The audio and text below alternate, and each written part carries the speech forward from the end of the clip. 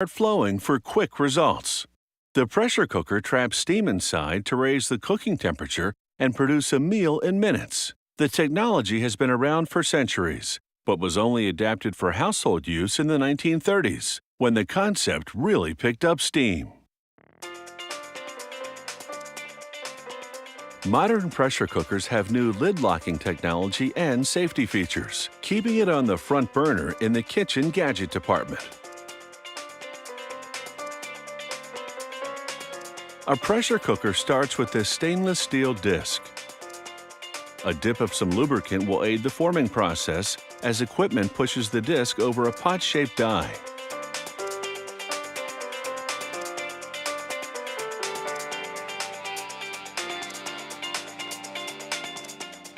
That flat disc is now a nicely rounded pot.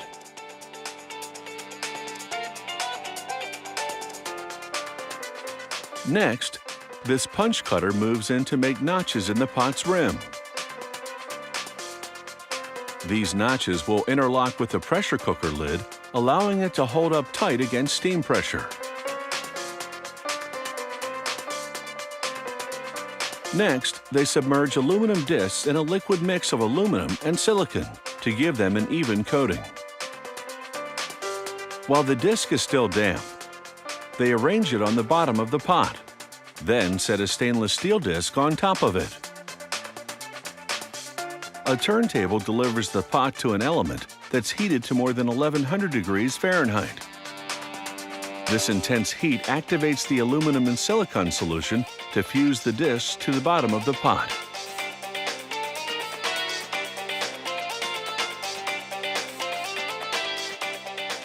Then it's into a cooling tank where the pots float towards the next station.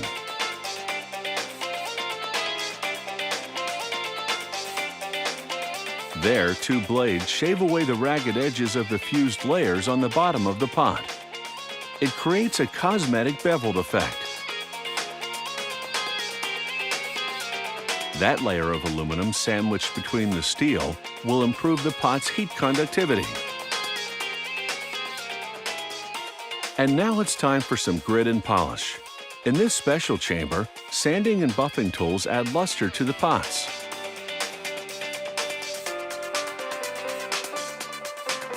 The pressure cooker pot then takes a trip through a washing station to clean off the sanding residue.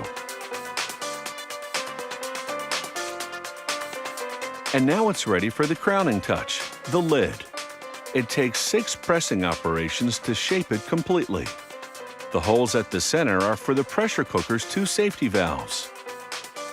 To install the main valve, they align a retaining ring with the lid's larger hole, then pop the spring valve into that hole. An automated device underneath tightly screws it into place.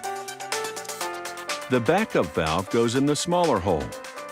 These 2 valves are crucial. They'll release excess steam to avert an explosion. A rubber ring creates an airtight seal with the pot.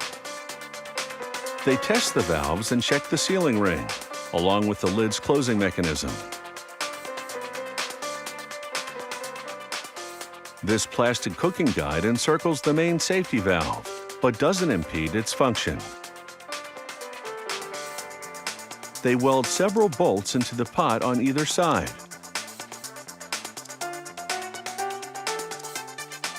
They leave a bit of space between the bolt heads and the pot. This allows them to install the brackets for the handles.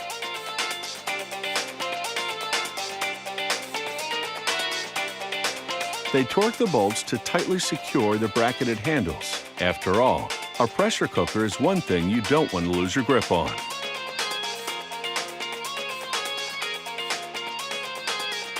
And now this pressure cooker is in the home stretch. There's one last test, which they perform on randomly selected pots. They pump the pot full of air to simulate the effect of steam and confirm that this pot can handle the pressure. Pressure cookers with double walls are another innovation. They'll keep that stew warm longer to ease the pressure on the chef.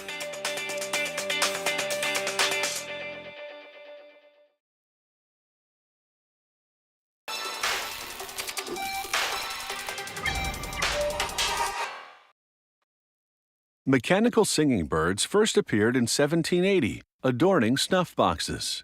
The Swiss-made novelty soon became the rage among classy Europeans.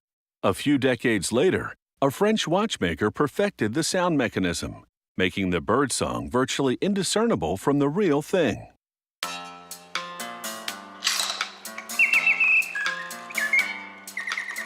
Switzerland is home to the last remaining company making these singing automatons. The workshop crafts large ones that go in bird cages and small ones that pop out of boxes and clock cases. The first step is to adjust the bird's two spring-loaded steel rods. One pivots the bird's head, and the other its beak and tail. Then it's time to dress the bird's body. It's illegal to harvest real bird feathers, so the artist uses real antique feathers in a couple of key spots, and realistic-looking synthetic feathers everywhere else. To craft the tail, she glues feathers onto stiff paper, then folds it over and adheres it to the bird. Then she adds more feathers, meticulously creating colorful layers. The plumage alone takes about 4 hours' work.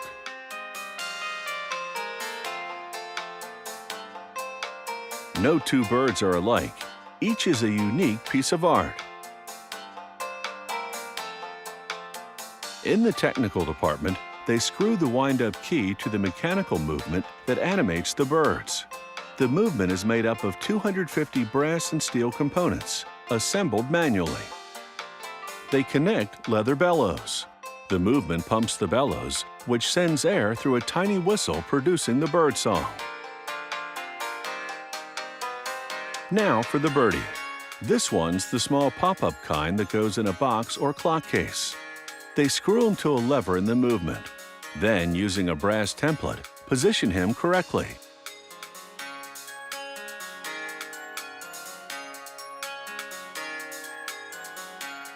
This rack gear moves the bird from side to side while he's up and singing. This pin attaches that gear to the movement.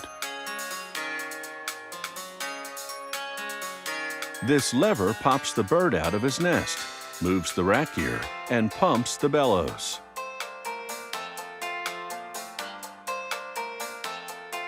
A push button on the movement triggers the lever, setting all this in motion.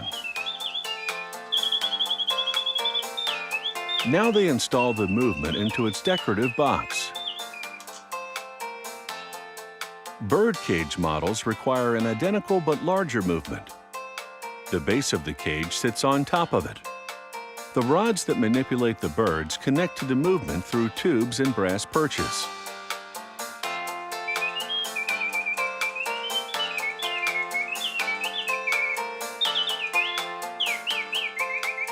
Workers construct the top of the cage over a curved form.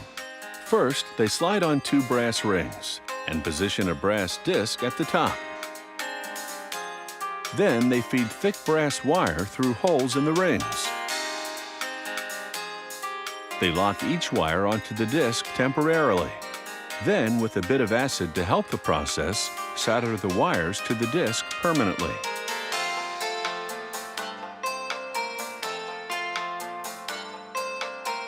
After making sure everything's well positioned, they solder the wires to the rings as well.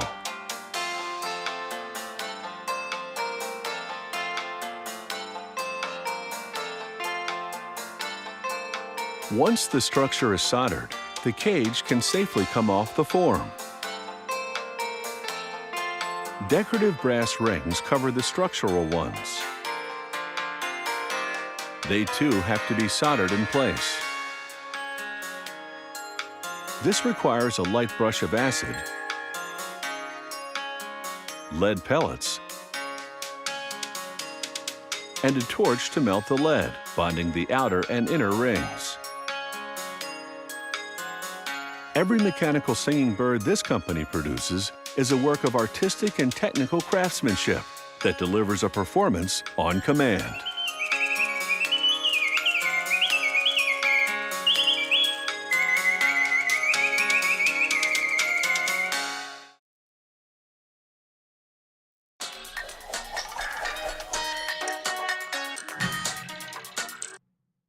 Oceanographic buoys enable scientists to study the sea, help meteorologists predict weather, and rescue teams better define a search area. The top part of the buoy houses instrumentation that tracks temperature, surface currents, and other conditions. Its antenna transmits the data via satellite to a base station. This model has a ball-shaped surface float with a tether cable connecting a long fabric tube called a drogue. The drogue detects water movement several yards below the surface. The component that connects the surface float to the cable is called the stress relief. The factory makes this part in a mold, casting 10 at a time. Workers inject liquid urethane into the mold cavities. It's the same material from which inline skate wheels are made. After 3 hours, they extract the castings, which then cure for a full week. The surface float contains a barometer sensor that collects air pressure data, as well as a temperature sensor and a locating system. A 13.5-volt battery pack powers all these instruments. Workers build it by arranging 36 standard D-cell batteries. Using nickel strips, they make pairs, linking a negative end to a positive end. Then they spot weld the strips, creating circuit pathways along which electricity will flow.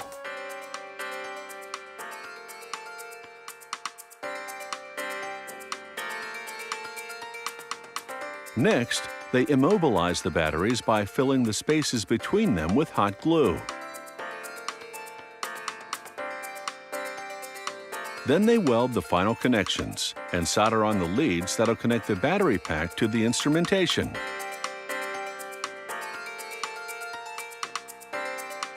Now they apply special insulating paper to prevent the battery pack from shorting, should it come into contact with a metal object.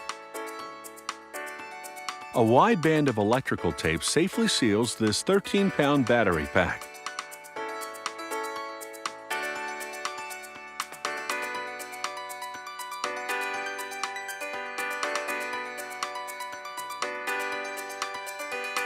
The nylon polypropylene drogue is too lightweight to hang vertically in the water, so it needs something to weigh it down. That something is a heavy plastic hoop. They make the hoop by blowing sand into a plastic garden hose. The sand makes it heavy.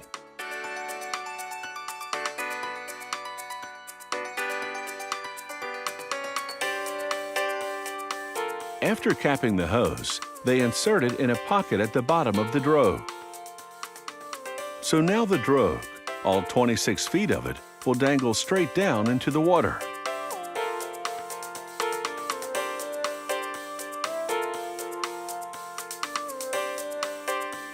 Now for that stress relief they molded earlier on. It attaches underneath the bottom half of the surface float. Inside the bottom half, they install the battery pack, then a control board, a transmitter, and an antenna.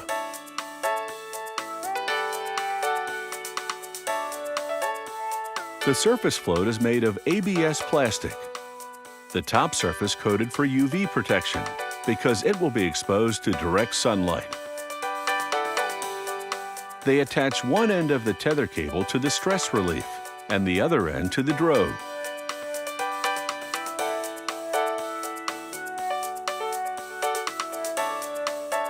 They reinforce the connection with epoxy. This type of buoy is designed to monitor only the top yard of water, so it doesn't have a long vertical drogue like the other one.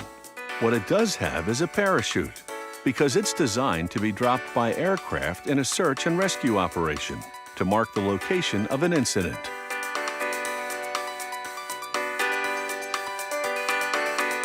As the demonstration shows, the buoy opens on impact. All the components are spring-loaded, floats made of foam, drogues around a central cylinder housing the instrumentation, and on top, an antenna. The buoy packaging is water-soluble and biodegradable, so over time it simply disintegrates. No need to retrieve them. Stainless steel tank trailers carry all kinds of products, from milk, sugar, and animal feed to fertilizer, shampoo, or even wine. Some tank trailers only haul chemicals like methanol. Made of stainless steel inside and out, they keep all the products they're transporting contaminant-free.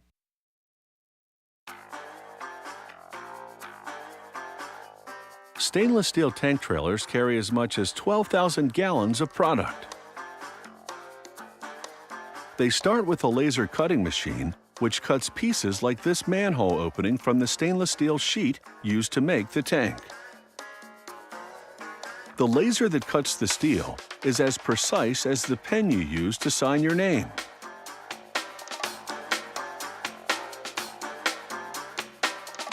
Next, they make the larger pieces of the tank by putting 2 sheets of stainless steel into a machine called a plasma seam welder.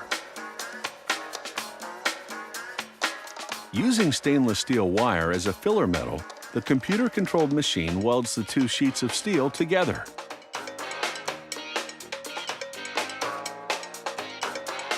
A worker then uses a belt sander that rides on a track to smooth out the weld evenly and in a straight line.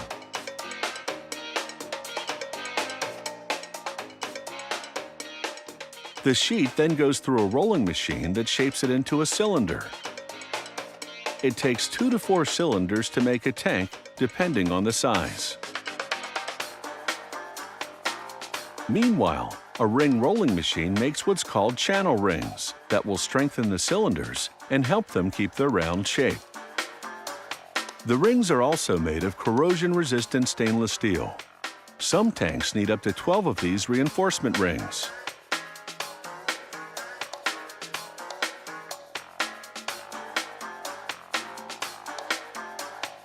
A worker then welds the channel rings onto the tank, stopping periodically to inspect the weld.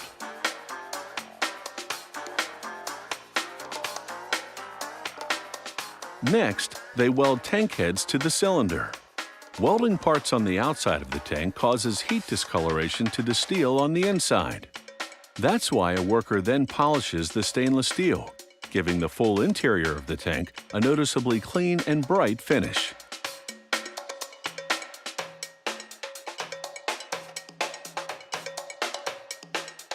Then they attach polyurethane spacer bands to the tank.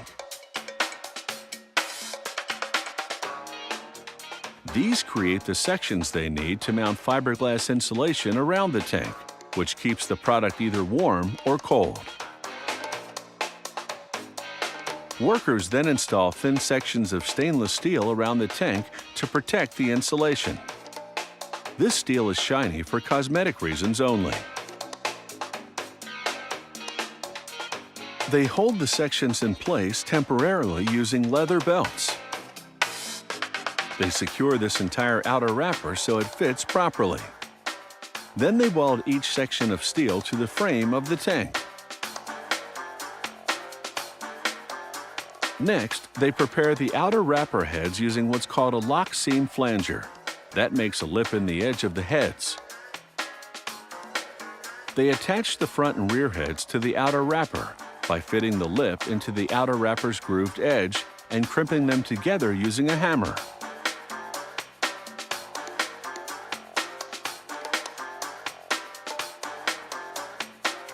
Next, they install the aluminum fenders over the rear tires.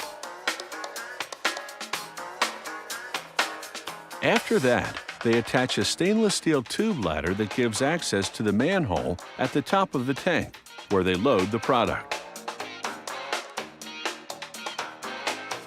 They put the mudguards on next, followed by the reflective conspicuity tape that goes on both sides of the tank and on the 2 rear bumpers.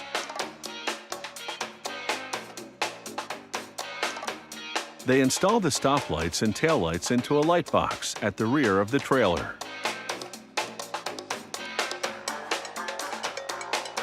After that, they install the turn indicators on the sides of the trailer and test them to ensure they function properly.